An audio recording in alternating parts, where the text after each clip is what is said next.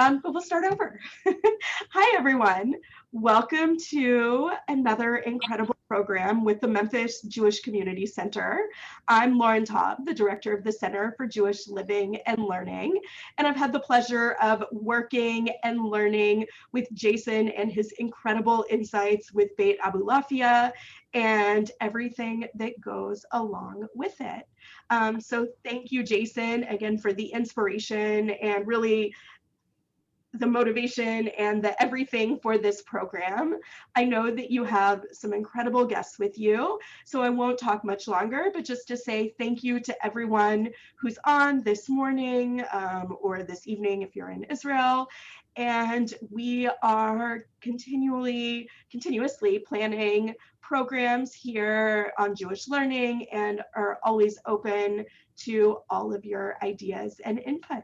That's how we ended up working with Jason. He emailed me and was like, hey, I've got this idea. And I was like, great, let's do it.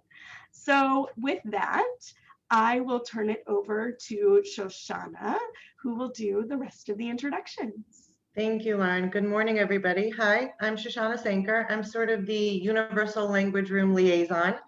So I'll be like a moderator / host for you guys this morning. Jason Caplan, hi, thank you, founder of Universal Language Room. And then we've also got the remarkable Dave Liebman. We're going to hear some amazing words from him today. He is an incredible musician and educator. So Jason, I just want to turn it over to you for a minute to introduce yourself a little bit, and then tell us some more about Dave, if you would. Okay, great. Thanks, Shoshana. Thanks, Lauren. And thank you, Dave Liebman, for coming. I want to first say thank you to our donor who's supporting this, Stephen Wachtel, who's also on the call. So thank you, Stephen, and thank you everyone for joining. We have friends from across the country. We even have a friend from Egypt joining. Behi is on the call, and friends from Israel will be signing in soon. This is a really neat call. I'm here in Memphis, Tennessee, working with the MJCC with Lauren and Shoshana helping me host. And I met Dave Liebman in 2004 when I asked if he would come up to Washington Heights, Manhattan, to play a show in a small synagogue in Washington Heights next to the bridge. He's quite an amazing person. I want to read the bio. I know it's on the website, but I think for this call, it's very important to learn about Lieb. Dave Liebman is considered a Renaissance man in contemporary music with a career stretching over 50 years. He's played with masters including Miles Davis, Elvin Jones, Chick Corea, John McLaughlin, McCoy Tyner, and others, authored books and instructional DVDs, which are acknowledged as classics in the jazz field, recorded as a leader in styles ranging from classical to rock to free jazz. He's performed on over 500 recordings with over 200 as a leader, co-leader, featuring several hundred original compositions. International recognition awards include Honorary Doctorate for Jazz Academy, Helsinki, Finland, Orders of the Arts and Letters, Paris, France, National Endowment of the Arts, Jazz Master, highest honor in jazz from U.S. government in 2011. We're talking to a person who's dedicated their life to mastering skill, and I bring that up because his new book is just that, The Art to Skill, or Art of Skill, excuse me. And it's a wonderful book. I've read it several times. I have some questions from it. So without further ado, I think with that introduction, welcome Dave Liebman, and we're so glad you could join us. Thank you. Pleasure to be here. We met for that first time in Washington Heights, and then we haven't seen each other since then. That's correct. Yep. 17 years you've responded to my emails. I don't know why, and I really thank you. You had a nice hat, that's why. It's the hat. And I brought, this is my photo album from 2004. I just want to spend one more minute just saying that it was a small, dusty synagogue, a beautiful synagogue. Dave Liebman came with Phil Markowitz, and they played piano and saxophone as a duet. And that's where I really had the spark. It really is Dave Liebman, Phil Markowitz. I said, I would love to get up and play with them and improvise with them, but not on that level, not anywhere near there. But what if I could build up a program where people could feel that beauty on the stage? And so everything was sparked from that moment at 179th and Pinehurst with Dave Liebman and Phil Markowitz. So pretty cool. That's amazing. So Shoshana, if you'd like to kick it off and help us direct this conversation with the master and see where we go.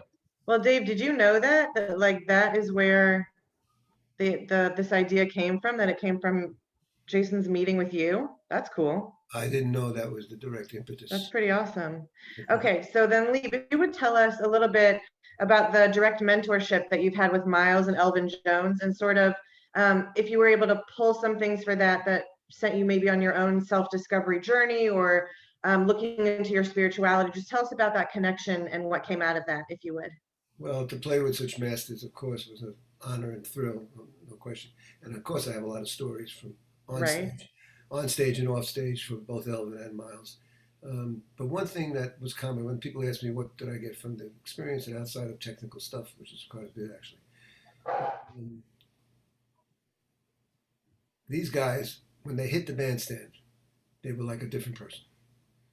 And I've been playing, this is 1971, 70, 71. I've been playing with my peers in lofts, in little school concerts, etc., etc. But when these guys hit the stage, Miles and Elvin particularly, it was 150% business. I mean, when somebody says, "Well, you have fun playing," fun is not quite the right word. And it only lasts an hour or two, if that, as far as how long you're actually on the stage. And I'm a saxophone player, so I don't even play all the time. But it's the atmosphere, the vibe, and the way these guys molded the set and what they would say or not say. To call them a mentor would be right. They were, although that generation of jazz musicians talked very little about the music, but they also played, according to Elvin, 40 to 45 weeks a year, 6 nights a week. So I don't know how much they needed to talk about the music. So I kind of gleaned from them that you can do anything you want before and after the bandstand, but when you get up there, this is business. It's business, right? Right. So if fun isn't the right adjective, and it certainly was intense in a good way, how do you think you would describe it then, besides just business? Because obviously you're enjoying everything that you're gaining while you're up there with them. Right. Well, there are a lot of words that would cover it, but it's a learning experience, obviously, and observation. The nice thing was that the only responsibility I had was to play my ass off. And that's cool. You know what I mean? Right. And you did that, clearly. I tried to, yeah. Yes, it seems quite successful. And So I want to talk a little bit about your new book. But before we do that, Jason, I think you maybe have a couple of questions specifically from it. So Lieb, if you would just give us like an overview of what you focus on in the book, and then Jason will pop back over to you and you can ask some questions that I know you've got for him. Okay, thank you. Sure. The book is a kind of summary. I've written a lot of books, and it's kind of a summary of the highest level thoughts that I've been talking about. And it has to do in general with the artistic process. I'm very interested in that. I consider that what we do is an art. Jazz is an art form. And with all respect and the honor of playing with them, I try to really get out of them what they do and think about. But what did you just think about? Now, of course, they're not going to talk about it, as I mentioned. But there was a lot of information being thrown around, and I'm a pretty good observer and realized that I should chronicle this, this is one of several books, but this is kind of a summary of the process and things you need to know or should know when you're going out to be an artist, let alone a jazz musician. Wow, that's amazing. It's amazing that you could take all of the unspoken and actually put words to it. That's pretty remarkable. Which that generation didn't really do. But Right. Again, if you played 3 sets a night for 6 nights a week for 45 weeks a year, you don't want to talk about anything. Right, you're done. Right. Right, break time. Jason, can you share with us some of the insight and questions you had based on the book? Yes. I wanted to for the overview. We have many returning people to our class. We have a lot of new people, and I just want to highlight Dr. Alan Brill, who's a professor of Jewish mysticism and broader Jewish studies from Rutgers is here. I just want to welcome him and say thank you for joining us. So I just want to, for everybody, I just want to share my screen with one of my pictures of Abulafia and just give an overview of that. And is that coming through? Great. And one of the thrills of my life this past month coming out of COVID was I sent this to Lieb and I said, here's a Kabbalist from the 12th century, and I think he has this permutation style that is many times taught in jazz. He said, you've done your homework. So I don't mean to share private emails, but that was one of the biggest thrills to hear from Lieb that I'd done my homework. So I want to show you the homework I did, and what Lieb is going to provide us today is his masterful presentation of playing with 4 notes. So I kind of want to do that early in the program, and then talk more about the book. But this is a manual, a Kabbalistic manual from 800 years ago, showing 4 Hebrew letters permutated 24 different ways. Okay, and it says it in Hebrew right now. It says Dalid Otiot Chaf Dalid Beit Sim V'Hem. So it says these are 4 letters, and they create 24 different houses. And I remember looking at this thinking, I don't know what that means. I mean, I guess. And so there's another wonderful saxophonist out there, Jerry Bergonzi. He wrote a book called Melodic Structures, and he has the same 24 houses with 4 notes. And I thought, oh, Bergonzi's book had helped me break the code on the Kabbalah from 800 years ago. And I really think it's a fit. So I sent this to Lieb and I said, I'm trying to think of ways that everyday people who are not going to be able to master this book could enjoy it.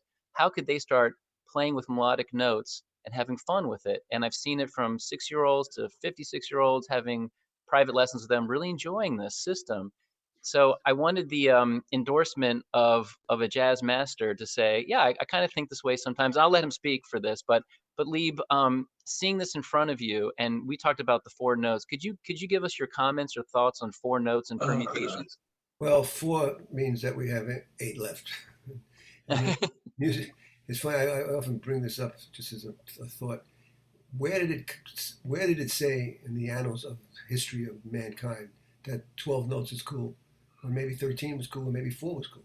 And I've never, I'm sure there's a lot of explanations and psychological and physiological of why 12 and the magic of it.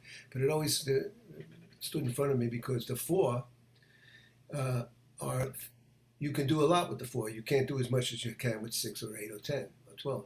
But for practicing, and for it seems like here, they're pretty much 1, 2, 3, 1, 2, 5, 3. I guess he had a system that Jerry. This is Jerry, so of course it's a system. Yes. And just to go off it a little bit, we call these patterns. And patterns mean something repeats. An internal minor second to a major third repeats twice, and that's your 4 notes, something like that. And when you play patterns, you have to be careful from the aesthetic that it doesn't become automatic fingering moving. I call it fingeritis, like dermatologist, like anything with itis at the end. It's, you have to be careful because if it will sound like that, let me get you my horn. If it sounds like it's a pattern, it's not what we're supposed to do. Now, for fingers and for getting your chops together and everything, that is fine. But once you go out on the bandstand and play, you try to avoid patterns. As you work at them at home in order to leave it, like anything that's well learned, you're learning it in order to forget it, so to say. And in jazz, there's a lot of that because we are improvising spontaneously. We don't have an agenda. We might have a chord or a couple chords, or we might have this, like play these number 5 and number 7 together or something like that. But basically, our goal is to be spontaneous and not get into rote pattern learning type stuff. So I, in my 50 plus years or 60 years, decided that I'm not going to learn patterns. I'm going to let it just ride. And I think I've been successful in that. So what I did was here, not this row, just something else. Any 4 notes, you try to avoid a chord. You try to make it outside the chord. So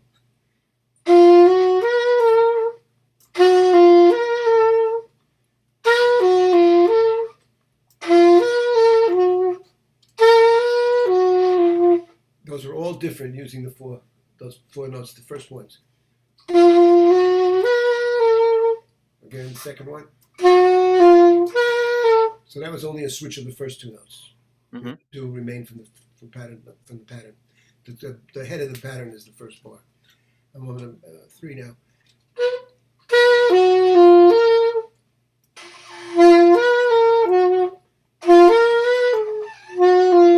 Now, if I improvise on it.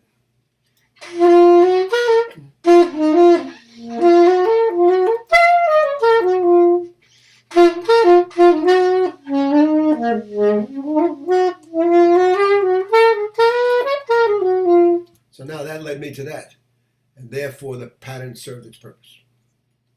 Make sense, Jason?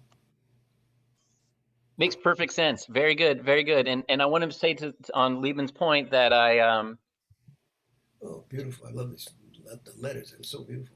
Yeah, the letters, and so what I've done here, if you're still seeing it, that I put vowels in to make sure it's not a pattern. So it's not just 1, 2, 3, 4, like Liebman was showing us the way he said, I don't want to play patterns, I want to play music. I've also put the Hebrew vowels in to make this not just 1, 2, 3, 4, 1, 2, 4, 3.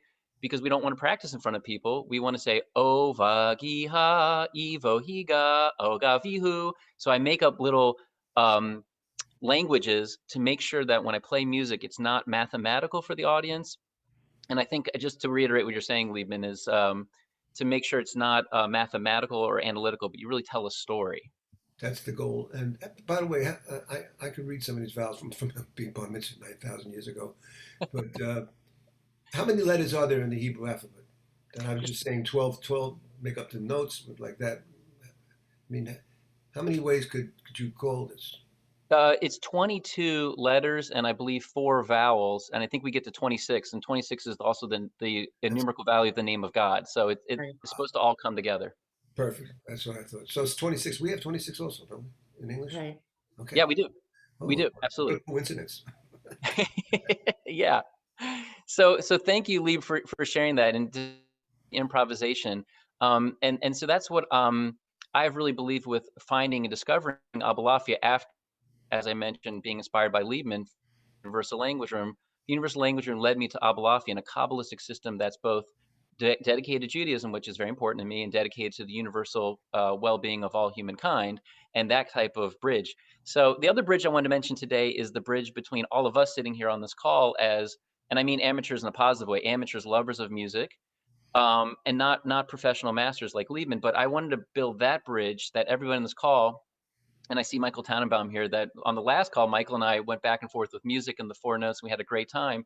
There's a joy in that. We don't always have to be in the listening mode to the master. We can also enjoy it. So that's what I'm trying to push out with this class, is that you can hear the master do it, and you know he's going to do it on that level, but we can also enjoy it. If you have a xylophone at home or a guitar, you can start playing those 4 notes and going in that direction. So let me shift gears here on the same topic, though. Again, back to Liebman's book, the Art of Skill. On page 23, Lieb, you talk about something that's near dear to my heart, which is going to different groups. I think you said, you're going to Sufi groups and Hare Krishna, and you were really just going outside your box in order to do the following thing, which is to really tell a story and to know about, you say something about knowing about certain other realities, something deep in you that may stick and develop, but you still must woodshed on your axe. So can you tell us about how you connect to an audience and how you transcend theory to really tell a story and pull people into to an experience? Well, if I knew how, I would do it all the time because it doesn't always happen.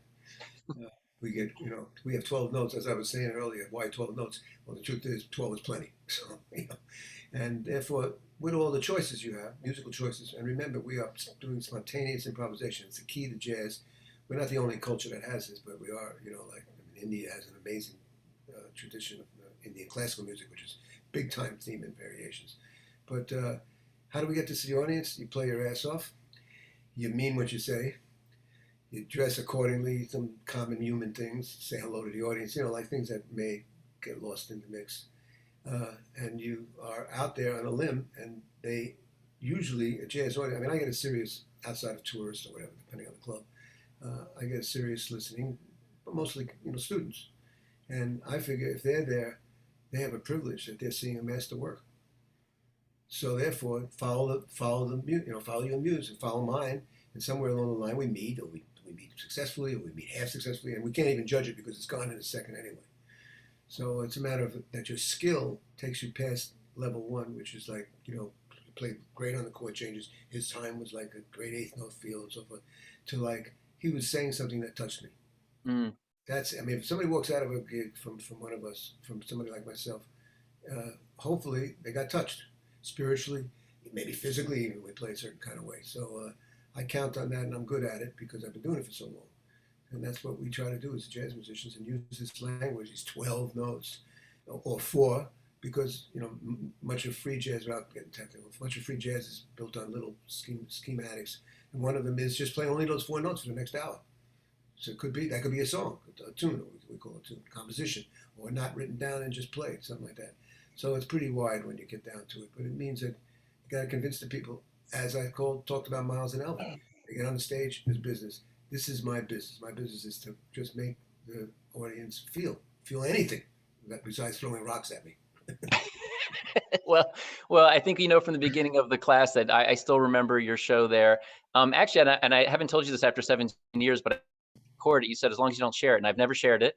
I keep it in my house and I listen to it from time to time, and it really still has that impact on me. So you definitely have been successful with me. I want to switch gears a little bit. We've also found out through our emails that Lieb and I both did a recording of Love Supreme with a Don alum, the Hebrew prayer about God being the Lord of the universe. So if I could ask, they should know the riff, the Love Supreme thing. please go ahead.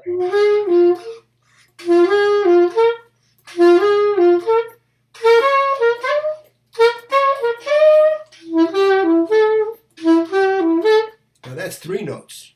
That's 3. That's enough for Coltrane's first song on that groundbreaking record, and he did fine with 3 notes. So forget it. Yes.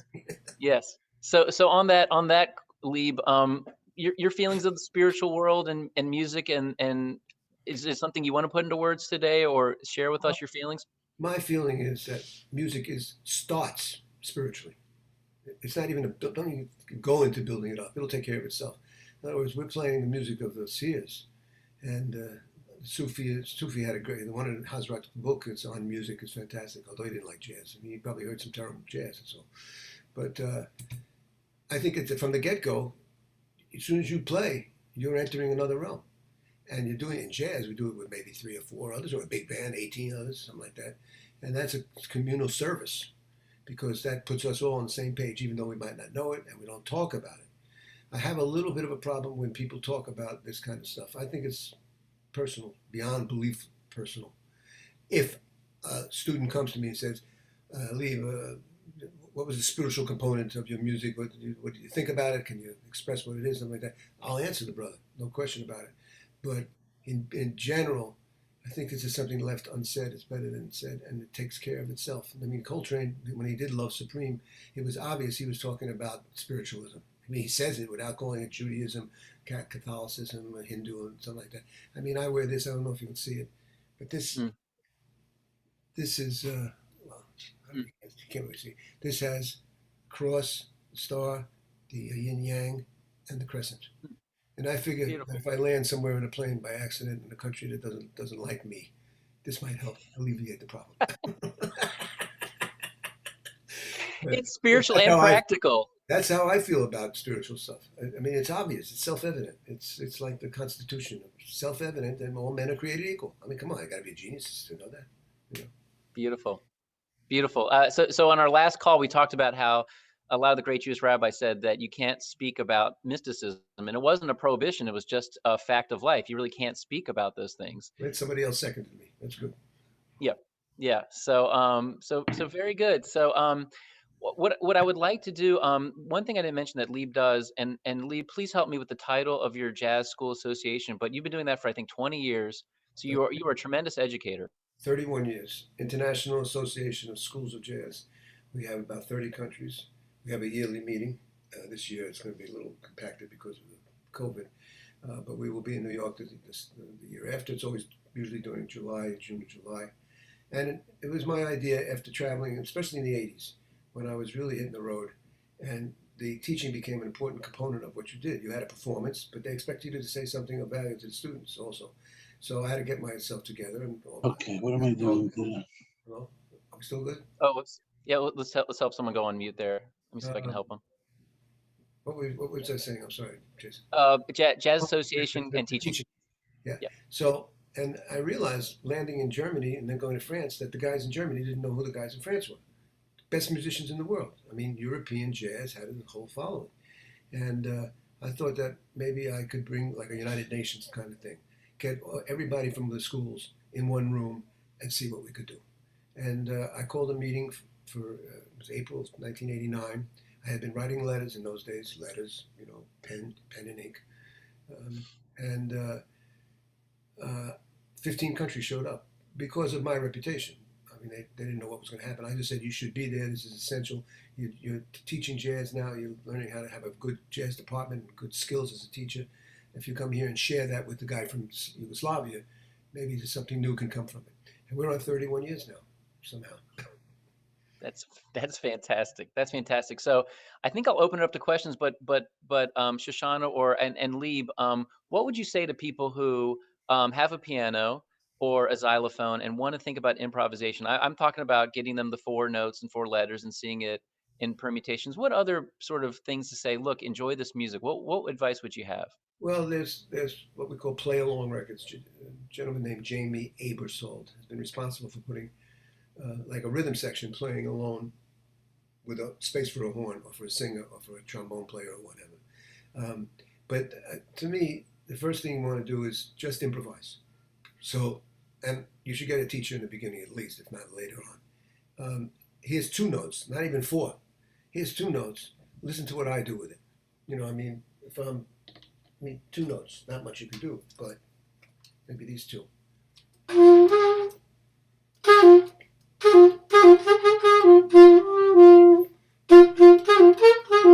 Then after a while,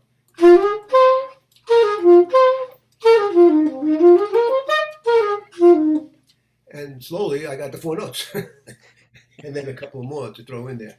But then we get into what the nuance and expression. This is Dave talking. The next soloist is Jerry Bergonzi. He's talking, and he's going to tell a different story, maybe related to what Dave said, but basically I got my time to present the story. That's we try to be very judicious in handing off the ball. Beautiful. Beautiful. I want to recognize, I think Avram Leader, he might still be on. He's a Abulafia teacher over in Israel. He might have had to drop off, but I just want to recognize him. And I want to recognize all my friends for coming. Again, I see friends from Israel, Yosef and Yehoyada. Thank you for coming, and Jerry and Leah. Gaila's here and Yehudis. So would anybody like to come off? Hey, Yosef, would anybody like to come off mute and ask Lieb any question? If not, we'll continue. It's no problem if no one has a question, but I just want to give a chance if you'd like to ask the master a question. I just want to mention that today, with the change of government in Israel, this might be one of the most important days in the history of that small country. It's quite amazing what they're doing with the country and what's going on right today as you speak. I think they're giving the speeches right now in the Knesset. It's quite incredible. Yeah. Anybody wants to ask anything, I'm cool. My mother's name, whatever you like. Okay, that's all right. Come off mute if you'd like to ask. Shoshana, do we have additional questions that we'd like to go over? Well, I was just wondering, for people to be able to take this in and use the knowledge that you're sharing and that we're learning from y'all today, and how we can apply these things in our daily lives, and speak a little bit toward Jason's 4 notes with the Kabbalistic approach and meditation and just taking time out for ourselves. So Lieb, how can we take everything that we're gaining today and just really break it down on our level? Well, teachings from here we go, the masters, and the masters of spiritualism, Kabbalah, this Abulafia that you're talking about, Buddhism. You know, we know what that's about. I mean, I think you got to go to other sources, all coming from word of mouth. It's pretty obvious. You know, the Sufi guy and so forth, and the Hindus and all that. I mean, when I did my my work in this area, it was the '60s, and that was a time when somebody like myself would more likely be into the philosophical aspect than my predecessors. Now, I don't think Miles and Elvin thought about it like that, but because we were '60s people, and the '60s, one of the things on the plate was self-discovery, blah blah blah blah blah, and those books, whatever they are, Ramakrishna, Vivekananda, but you know, I just tried to see what was going on. I stood on my head also, ate only rice, macrobiotic diet, you know, went to Hare Krishna, went to the Sufis. Sufis met in the United Nations, you know, like it was a universal language, blah, blah, blah. And I think that's important to do. I'm not minimizing it, but it's important to have a spiritual aspect that you understand. I just mentioned, it's automatically a given. It's a given, but then you got to work on it. You don't just mention it for breakfast and then forget it, you know what I'm saying? So you have to look towards others who know what they're doing in this field. I mean, if I just say, go read, Ramakrishna, it's not fair. You know what I'm saying? Like I would guide you through playing, somebody should guide you through the spiritual aspects. Oh, great. Excellent answer, Lieb. Very, very good. And I see Alan Brill. Please go ahead with a question, Dr. Brill. That's not a question. I just want to point out that both Coltrane's studied Sufism and Hinduism. They have a whole album, Om. And Dizzy Gillespie became a Baha'i.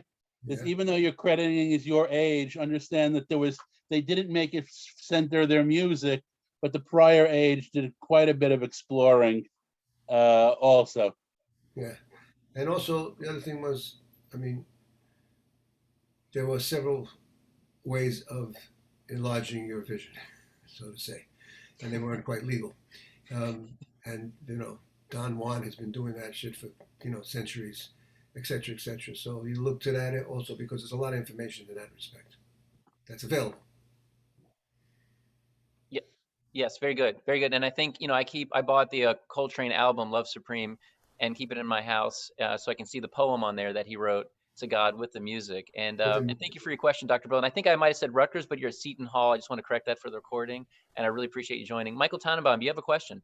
Yes, hi, Dave. Really appreciate you here today, being here today. As Jason mentioned, I play guitar and a bunch of other instruments, but I have two sons, 8 and 10 years old, two boys, who they've taken some piano lessons. But I'm wondering, based on what you're talking about, if what's a good place to start with some of this with young kids? Is it better to start with improvisation or to start with technical? First thing you start with is to try to get some enthusiasm from them. Yes. That means they should come and hear us play. I mean, live, all the words you want to say, it's still words that go into the air and escape everybody. We don't even know what we're saying. But I know one thing: if I see something live, it's certainly going to have an effect on me. So that would be number one. And 8 and 10, 10 is a perfect age. Perfect. That's exactly when a kid gets the point that there's something going on behind the curtain. You know what I mean? Okay. Now, as far as instruction goes, I mean, of course, again, I'm saying that a professional teacher who takes your son's or son, and whichever one is really wants to do it, Daddy, I'd love to do it, see about it. And again, I mean, I start with 2 notes, and then 3 notes, and the main thing is then playing music for them that reflects what I'm talking about. So live is really the way to go, because they see that and their eyes open up. I mean, they see how somebody moves their fingers. I remember I saw Coltrane the first time I was 15 years old, and I was a 15-year-old. So therefore, when you moved your fingers fast, I got excited, and when it got loud, I got excited. But then I learned that it's not all black and white here. There's some other things called quiet playing and so forth, and tender playing, etc., etc. So, but the main thing is to get them to, like say, I'd love to do that again, Dad. And, when something's going on down the street. I mean, I don't know where you live, but in the New York area, there's a lot of opportunity to hear music live, jazz live. Great question. Yeah. Great question, Michael. Thank you. Shoshana, would you like to jump in? Yeah, so Lieb, I'm sort of wondering if you're able to, has your musical style evolved over the years? And if there's anything that you can pinpoint to really say, oh, this is what caused me to do this is how I changed, or if it was just more like a natural, organic flow that happened over the years as you kept doing it and making progress. Yeah, it's that more than the other. I mean, you get better by doing. Right. And, again, with music, music goes in the air and you can't touch it.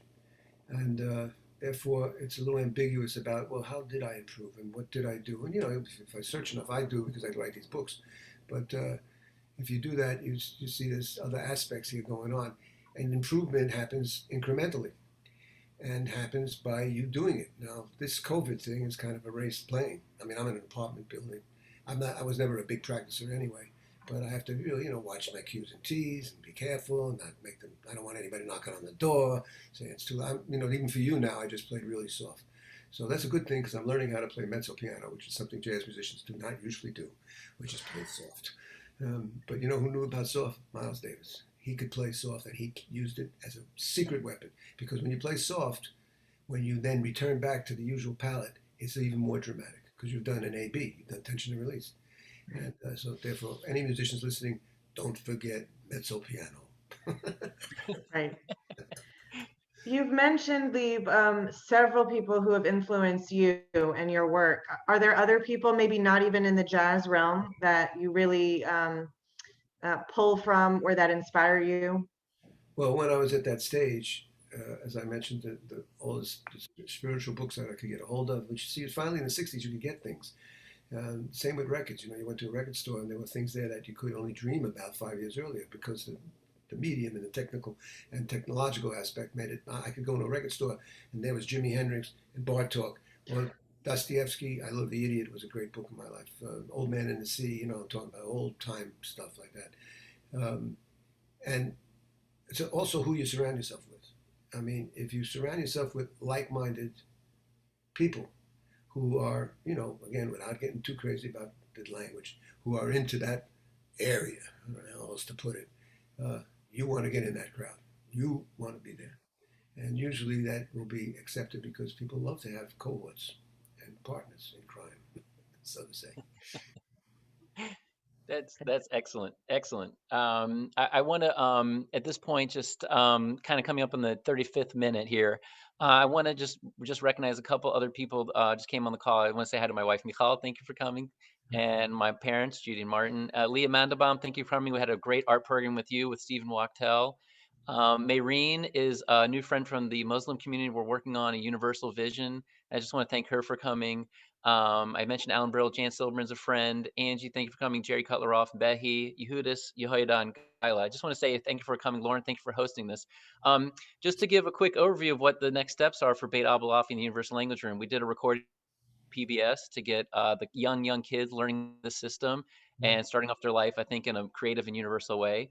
I'm teaching Beit Abulafia private lessons. And really what I've seen is a real growth in mysticism in meditation, but sometimes I don't see the universal component as much as I'd like. I'm really focusing on the Jewish community there. I'm not commenting at other communities, and I'm looking to build bridges through mysticism where we're all part of one human family. There's one God, and sometimes I see like asterisks and little other teachings like, well, yeah, but, and I just want to clear those out. And I don't want to make more comment than that, but I really want that to be the focus. So it's really tremendous to come 17 years later, National Spark and a little bridge to Jersey with Dave Liebman and Phil Markowitz and Lieb to give and thoughts and energy to say I like what Jason's doing, and for me to hear those 4-note system and play it as beautifully as you just heard. So I thought at this point, Lieb, if it's okay, if you had a minute or two just to kind of go into your space playing saxophone. You don't have to use the 4 notes or anything, but just kind of for everyone who is just getting to know you and just, it's only going to be like a solo piece. But could you just improvise for us a little bit and just have some freedom to just play what you'd like? Mezzo piano. Mezzo piano, yeah.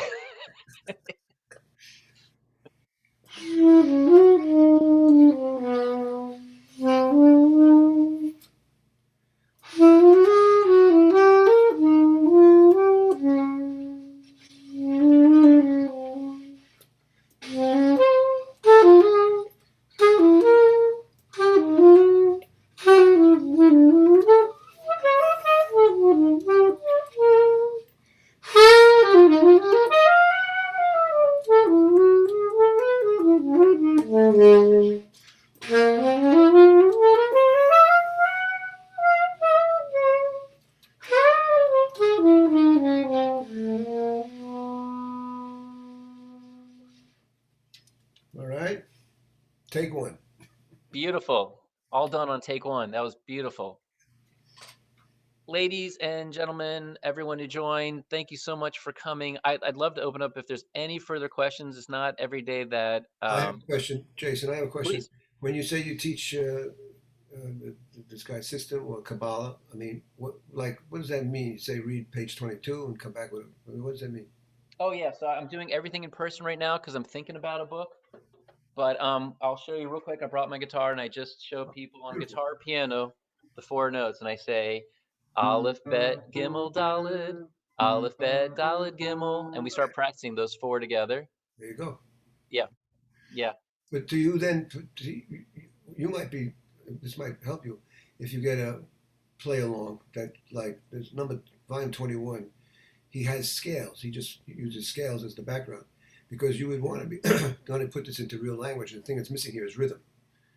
You know, you're not playing rhythm. I didn't play rhythm. I played without rhythm, which is okay, of course. But I think for teaching, it might enhance the teaching and the effect of it if they hear you play your 4 notes, but in a pulse-oriented manner. Excellent, So like, excellent. Thank you. Whatever. I'm not a singer, but you know, like with a metronome. And you bring that into a person, they go like, oh, this is getting more interesting now because it's more than I was thinking than I thought. Just an idea. That's a wonderful idea. Thank you. Thank you. I want to mention what Lieb is saying is the Jamie Abersold program has different volumes. Volume 21, I think, is major, minor. I can't remember which title that one is. Yeah. It's called Getting It Together. It's either 20. That's right. It's either 20 or 21. Getting it together. And that's mostly static not moving from F minor to F sharp minor. It's just like it stays on F minor, and that might be good. And you match the notes, and you find your 4 notes with somebody swinging behind you. Can't be bad, bro. I can't follow that. He's exactly right. Beautifully said. Thank you. Yeah. So I will start implementing the Abersold with the system. So I do the 4 notes. I say how to. I notice for myself, I always say da. When I sing, I say da da da da da. So I use the Hebrew letters to get me to say ga za bi wa la ma do, and to sing it like it's a language. But I need to put it to rhythm, as you mentioned. It's a wonderful piece of feedback. And actually, and so everyone knows, Lieb has different recordings through Abersold. There's a great DVD on how to transcribe music. There's a scale syllabus, Liebman, Yeah. right? Yeah. Okay. There's a couple other ones, but his partnership with Abersold has been very strong, and I have most of those recordings and teaching mechanisms. And you know what? I think the Medal of Freedom is given to somebody who's contributed to the culture of America. Is that correct? Yes. Jamie Abersold, who got the NEA, but he has done more for jazz than anybody else because he has disseminated it throughout the world. You go anywhere, I can go to Bangkok, walk into a lounge where there's a band, and say Volume 22, Blue Bossa, and everybody knows what I'm talking about. They can't even talk to me, but they understand that. It's completely universal. And it's been Jamie who, just put the organizational principles to work. And anyway, just a throw off Jamie Abersold. Big shout out, Jamie Abersold. I've grown up with those too, and I know what you mean. But I didn't know that you could go to Bangkok and say the volume. I had not heard that story. That's Well, new to me. my point is that there are songs in jazz canon that are world standards. Blue Bossa, Summertime, Satin Doll, maybe Green Dolphin Street, although that's getting a little esoteric. So that material is there for the you can take the piano in, you can take the piano out, blah blah blah, etc. So you have fun with it. You play one tune. I usually say play one tune for 5 days in a week, and you'll know that tune better than you know anything in your life. I'll tell you, I promise you that, because there's not that much to learn. You know what I mean? A lot of it is not on paper anyway, as we've been talking. Yes. Very, very good. Let me say what I was hoping to keep this program to 45 minutes. So I'll stay on if Liebman has time to stay on. That'll be great. But we want to say thank you so much, Lauren Taube, for hosting this. It's just a dream of mine to get Abulafia out there. We got a really nice write up in the Hebrew Watchman with Ashley on your staff. Shoshana, thank you for hosting. Dave Liebman, just thanks for everything. I think everyone can tell from this class, just a very warm, open spirit, very creative, masterful person at their art. It's really neat to see someone raise themselves to that level of art and mastery. I think it's just fascinating that a human can do that and made so many. You'll read in this book how Lieb, you had a tough year in 1980 and you thought about changing directions, and then music just called to you once again, and you've given us so much legacy from that decision. It's incredible. Yeah, I got into Baruch. I just did my whole college thing again, and I remember it was the last day. The deadline was it was May 30th. You had to put in the deposit in the mailbox in those days, right? And I stood there and said, my mother, she said, we'll take care of you, pay your rent, encouraging me to do this, because by then I'd been done it in jazz. I'd done everything you can do, and I was like, is this going to be it when I'm 74 years old, or now 75 in a few days? I mean, is this the apple and the cherry all together? What And I decided to. The teaching took over. The first thing I did was I looked into the Peace Corps, which of course, because my leg would be a little, getting around and so forth. But I ended up going to Washington and talking with Save the Children. They're still around. And the woman was great. She said, "You got a great resume. I hear you. I know, but we need people to build wells in agriculture." So, obviously. So that's what then said to me, you know what? This teaching thing is going to blow up. I know it's going to blow up in a good way, which it did. But now it's a big business. And I could really do something of value and useful if I turn one person, one kid per year, let's say, onto this music. I've done a service for that kid and for society and for the culture. And that's what saved me from the depths. Yeah, I hear you 100%. Especially in COVID. Dave Liebman's book is The Art of Skill, DaveLiebman.com. I believe DavidLiebman.com. My mother would say David. She said, don't say David. I think I put it down. I think I put my phone down over here. Wait, I have the website up. I want to quote it correctly so I can get you. It's DavidLiebman.com. Here's the website. You can see it there. You'll see his picture up there. It's a tremendous amount of information on a great master. A lot there.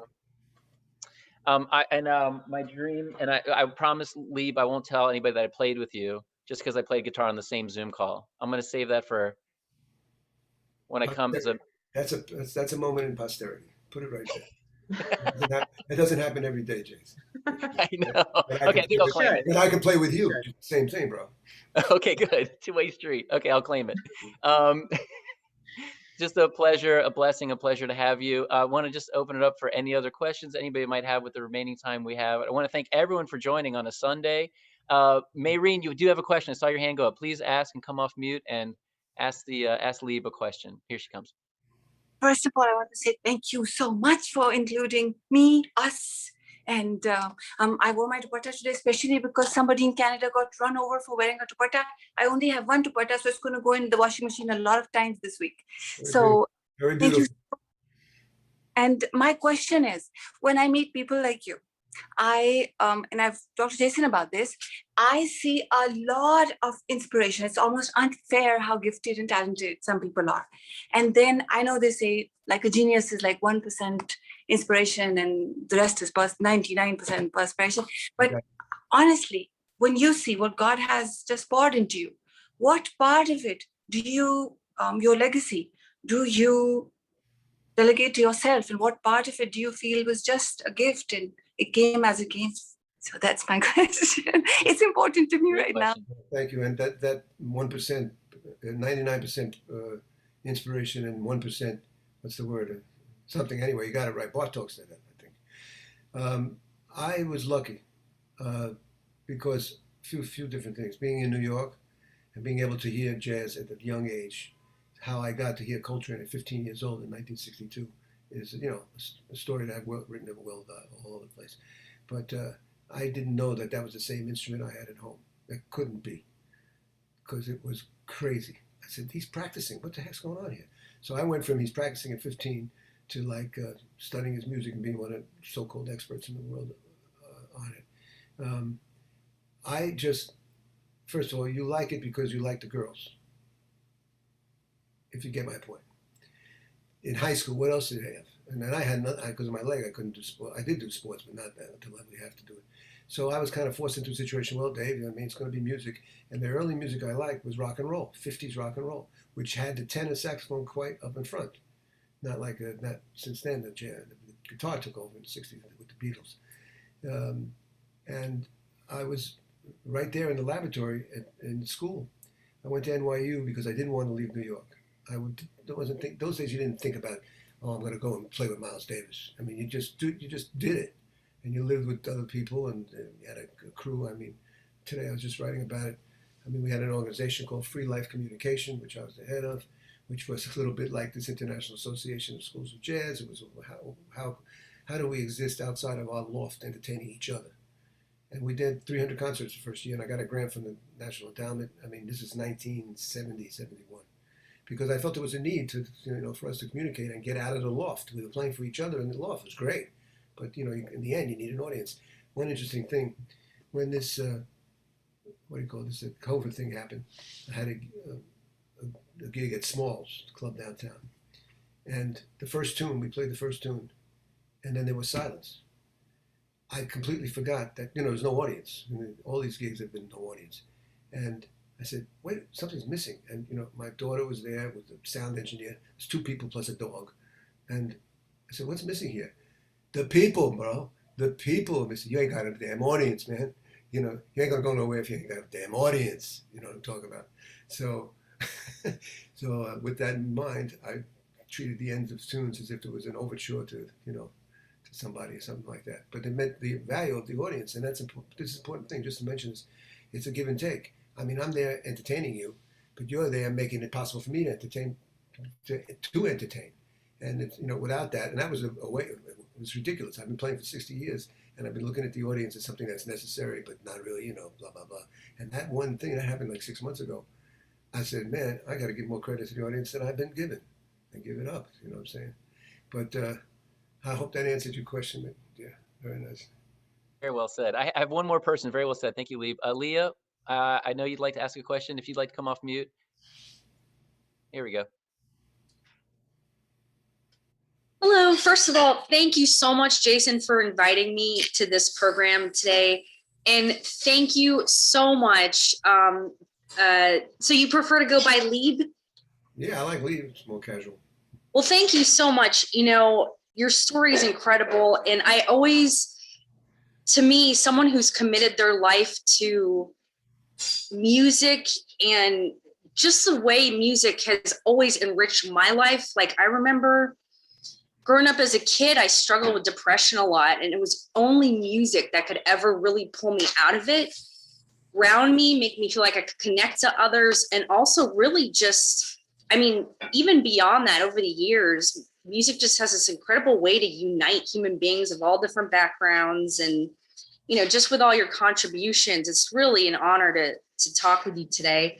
And I guess just with all your experience, you know, to me, music, it's almost like a mystery. Like, how is it how is it so profound? It's hard to sort of identify.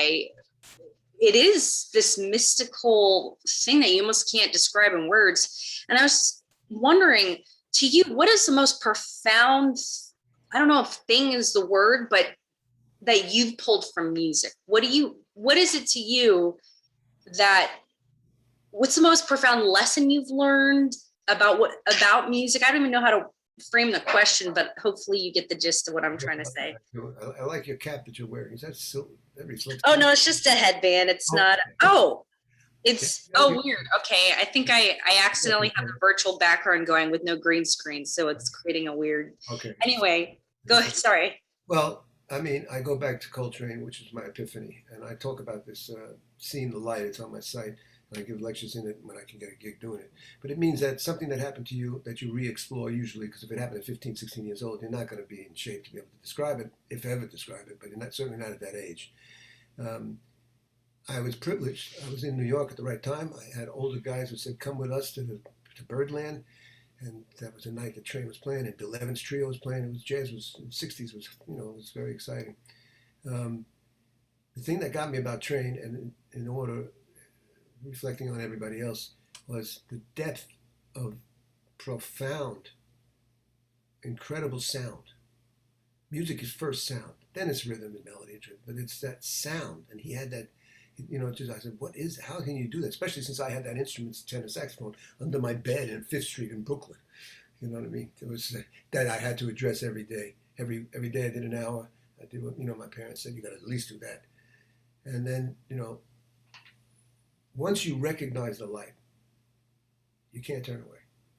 You might put it on hold for a minute, and maybe too many minutes, and then you pass on. But seeing the light, and the Tibetan shit is very appropriate here because they give you 49 days to see the light. At least they give you a chance. You know, 7 weeks, and then you go into Seder Bardo, and you're back in there, and that's what the music represented to me, and the deepest part of it. You know, without proselytizing, without, you know, looking for a handout. You know what I mean? We've been through that already. Does that answer your question? Okay, thanks. Yeah, she nods yes. Excellent. I think that's a high point to complete on. I just want to recognize everyone for coming from Richmond, Virginia, Memphis, and LA, Egypt, and Israel, and Lieb in New York City. I think you're in Manhattan now, Lieb. Is that where you're at? Yeah, we're in the Upper East Side. Nice. I took most of my stuff and gave it to Berkeley, for Berkeley Archives, because I had enough to fill another house. Because I was a collector and I'm very organized. And I gave it to Berkeley, 50 boxes on a hot August day 3 years ago. Nice. But we needed more room. And the thing is, I had too much stuff. I had to get rid of my stuff. And, you know, my wife was, you know, we've been in Pennsylvania for 35 years. So right. In the final chapter, if that's what it is, it's time to just, you know, go down with the ship. Well, my brother's in Manhattan, my other brother's in Brooklyn. I'll see if I can stop by and see you. I saw a hand go up. Yehudis, did you have a question that you coming up with a hand?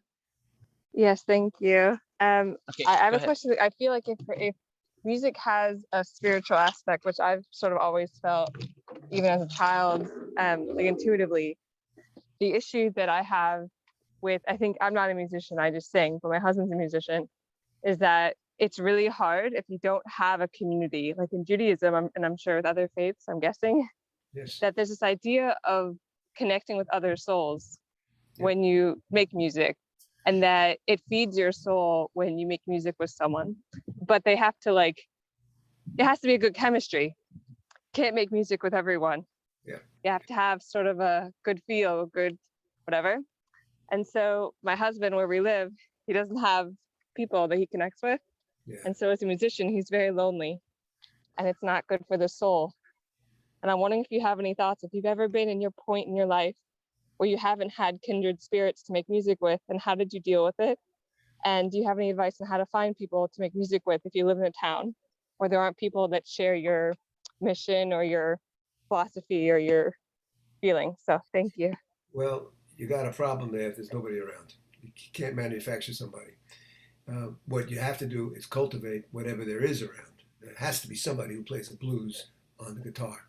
I mean, somebody in the town of 300. You know, I'm exaggerating, obviously, but and of course, encourage relationships with people who are like-minded, as I spoke about earlier. I mean, who just not necessarily just music or only music, but have spirituality and have some depth of philosophy and know what the hell's going on in the world. I mean, I tell the students, once you're done with me, you're out of here. I'm not helping you no more.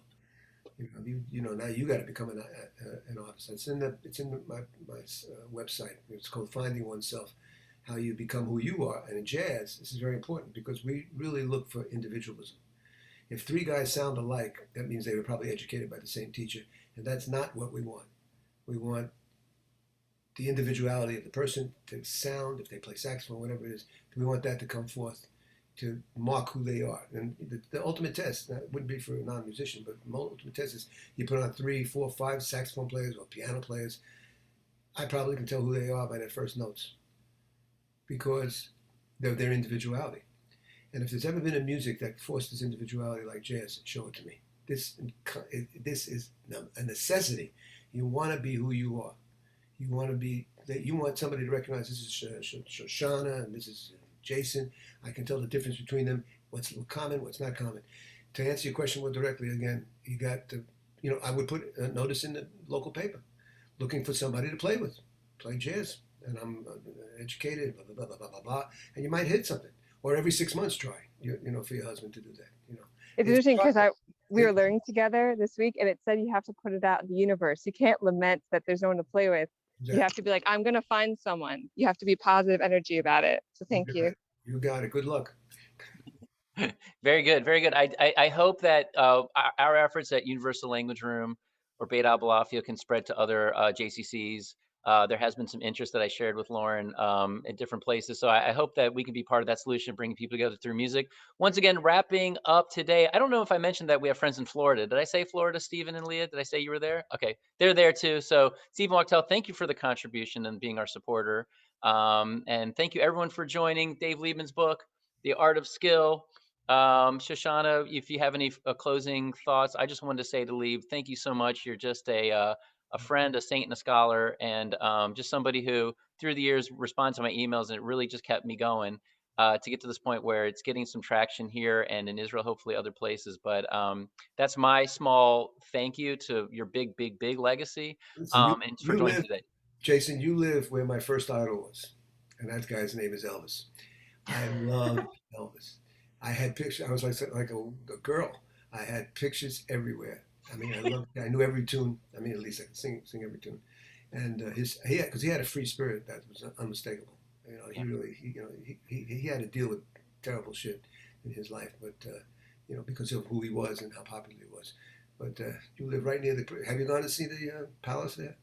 I've gone to Graceland twice, and I have an open invitation. Come to Memphis. I'm going to get you a hat from Lansky's, who clothed them. This is a Lansky hat. So I'll go shopping with you, and we'll go to Graceland and get you a show, whatever it is. Your open invitation. We'll go shopping and playing. The other things I remember, because it was with my band at that time, was Lookout Farm, and it snowed. Now that couldn't happen too often in Memphis, but it was. We were looking at the Graceland through the window and said, "You realize it's snowing here, man." This was not looking for a gig. This was just I was there for that by accident or something like that. Anyway, respect him, man, Elvis. He did a lot. He did a lot of good too. He did a lot of good. Actually, to finish up on that thought, your necklace that I thought was just so beautiful. When you go to Graceland, you see the Jewish star because his mother's Yes, family I is know. Jewish. There's been a lot of publicity about his links to Yeah. to Jewish stuff. He had all the guys were Jewish around him. You know, he knew where the money was. That's why.